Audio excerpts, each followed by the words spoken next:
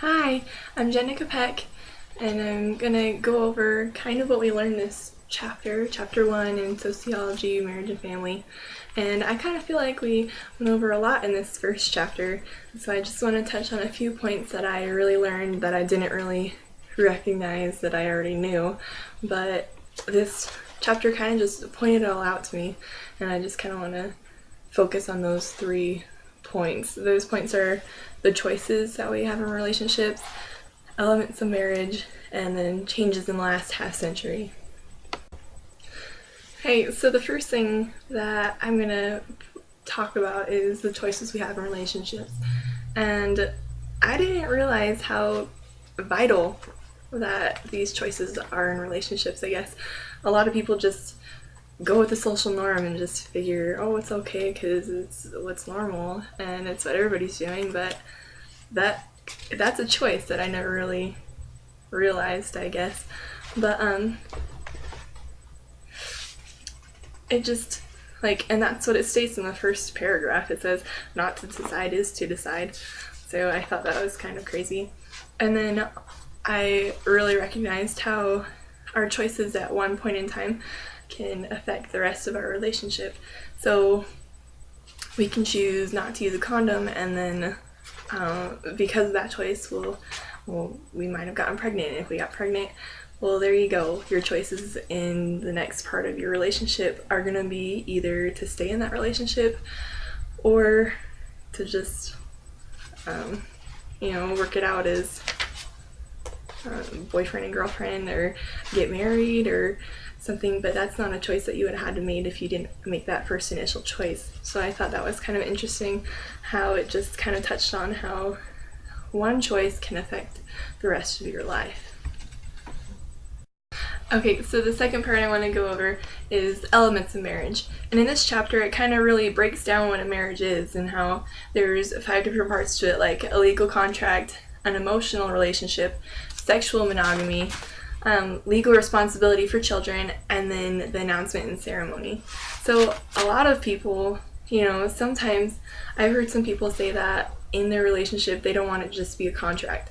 So they don't want to get married because they want to actually have a relationship and not just a contract keeping them together, which I thought was a different way of looking at it, but I can see from their point of view what they mean. But I personally believe that you can have a marriage and a relationship at the same time, and that it's not always going to be easy, and it's not an easy way out. I mean, divorce costs a lot and is a long process, but if you really want to get out of a marriage, you don't have to stay in there just because you have a legal contract. Another point that it really pointed out to me was the emotional relationship that you have to have in a marriage. And I feel like if I was in a marriage where I didn't really love my partner, then why would I stay with them? I think that if I I guess I feel like love is really important in a marriage, and I want to get married because I love somebody. I don't want to get married just because it's prearranged. And it talks about that a little bit, how some cultures, they prearrange marriages for them. And I don't know, that's kind of weird for me to think of, because I wouldn't want my mom picking who I wanted to marry or who I got married to and wanting love to come last. I just feel like I'm sure a lot of Americans do feel like a marriage and love go together, just like this song is going to state. Love and marriage go together like a horse and carriage. This I tell you, brother, you can't have one without the other. Okay, so the last part that I want to really touch on that kind of had a really big impact to me because I'm so young. I haven't known anything different with marriage and family, but it states here in the book that there has been, exactly it says, enormous changes to marriage and the family last 50 years. So obviously, everything with marriage and family is just kind of set in stone with me, but I'm sure a lot of the things nowadays, I know a lot of gay marriage has come up, and that's not even something that many people in previous centuries even had to deal with.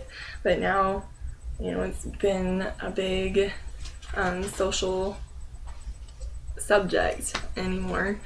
But a lot of it says here that divorce has replaced death as an endpoint of the majority of marriages, and I really think that's true because I know a lot of kids in my school that their parents got divorced, and that wasn't very common. And if you guys know the movie Ever After, they talk about how divorce is only something they do in England.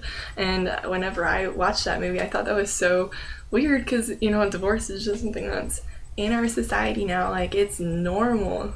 And back then, it wasn't normal at all. It wasn't something they did everywhere, which is kind of crazy to me. I never really caught that, I guess. Alright, so there you have it, the 3 points, major points that I learned in this chapter. There's so much that I learned, but I just wanted to go over the 3 main points that I thought were really interesting, and I cannot wait to explore more into this study, and I'm excited for the next weeks to come. Thanks. And marriage, love and marriage go together like a horse and